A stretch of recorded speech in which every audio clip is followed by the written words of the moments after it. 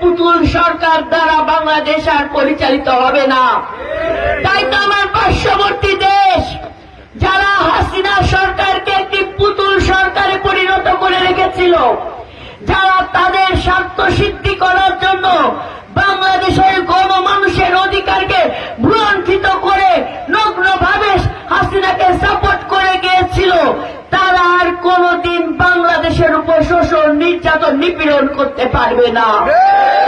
বাংলাদেশের জনগণ ওই পার্শ্ববর্তী দেশ ভারত এবং তার পুতুল সরকার হাসিনাকে 1 লাথি মেরে ভারতে পৌঁছে দিয়েছে না? জবাব দিয়েছে না জনগণ? এর জন্য আমাদেরকে যে নতুন সুযোগ আসছে, সেই সুযোগ আমাদের কাজে লাগাতে হবে, আমাদের স্বার্থে আমাদের কাজে লাগাতে হবে। ব্যক্তিগত স্বার্থের থেকে দেশের স্বার্থ চিন্তা করে আমাদের কাজে লাগাতে হবে। আমাদের সন্তানের ভবিষ্যতের কথা চিন্তা করে আমাদের কাজে লাগাতে হবে। আমাদের সমাজের বেকারত্ব দূর করার জন্য আমাদের কাজে লাগাতে হবে। আমাদের অর্থনীতিকে স্বয়ং সম্পূর্ণ